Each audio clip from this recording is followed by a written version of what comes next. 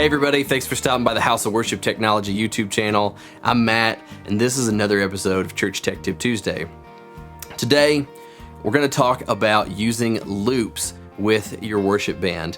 Last week, I talked about a really simple setup for being able to use your iPhone and integrate a click track in with your band, and the reasons that you would want to do that.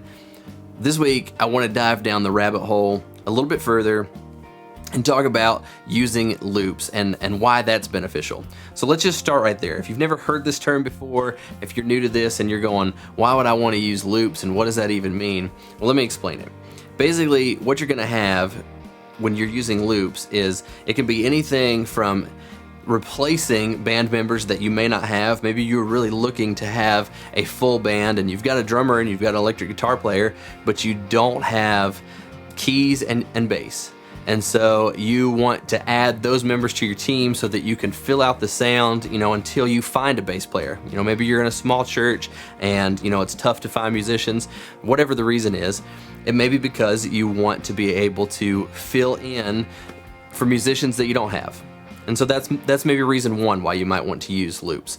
Second, maybe you've got a full band, you've got guitars and keys and bass, but you want to add some extra percussive or some extra ambient type elements to your band to just fill out the sound even more and make yourself sound that much more professional. And a lot of the bigger bands are doing this these days, and so it's becoming commonplace almost to be able to have loops mixed in with the live instruments that are being played on stage with your worship band. So how do we do this? How are we able to use a click track and hear that in our ears, and then also be able to play a loop and hear that in our in-ear monitors as musicians, and then also make it something that the audience can hear so that the sound is full and big and powerful like we want it to be? Well, it's solved really simply. The first thing that you're gonna need is you're gonna need a laptop. And it can be a PC, it can be a Mac, it doesn't matter, just use whatever is comfortable for you. Second of all, you're gonna need some type of DAW, some type of digital audio workstation, and that can be anything from something free like GarageBand that's gonna come with your Mac, or Audacity that you can download free and use on your PC, to something that you've paid for like Ableton or Logic.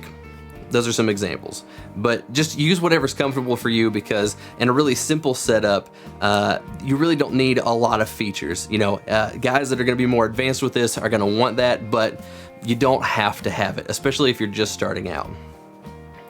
The next thing that you're gonna need is you're gonna need some type of audio interface that's going to have multiple outputs. It's gonna need to have at least 2 outputs. And the reason for this is because you're gonna wanna send the click track out of one of the 2 outputs and into a direct box, and then into your system so that you can pipe that to everybody's in-ears so that they can stay on tempo. And then second of all, out of the second output from the audio interface, you're gonna want to be able to send whatever the loop is. And it can be multiple elements all summed down to a mono output, a mono track inside of that digital audio workstation.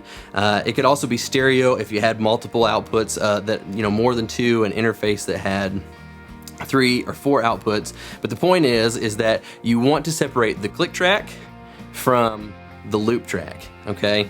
And the loop track is gonna go both to the musician's in-ear monitors and to the front of house system so that the audience can hear those extra percussive elements and hear those extra ambient elements or whatever it is that you're putting in to your loop track. Lastly, what you're gonna need is some type of direct box. Now you could either use one direct box for every channel that you have coming out of your audio interface, or you could get something like a stereo direct box that you can end up taking the left and right output from your audio interface, or the 1 and 2 output from your audio interface into the 2 inputs on the direct box, and then to 2 outputs, and go on to your front of house system. Again, the main thing here is that you want to make sure that you're able to split that click track off from the loop track so that the musicians can hear the click and stay on tempo, and the loop track, and so that the audience only hears the loop track and not the click track. So there you go. That is what you need to get started with using clicks and loop tracks at the same time. If you guys have any questions, leave them in the comments below. I'd love to answer them for you. Go ahead and hit that like button while you're here, and if you haven't yet, hit that subscribe button. Let me know if there's any questions that I can answer for you. Guys, it's been great, and I will see you next Tuesday.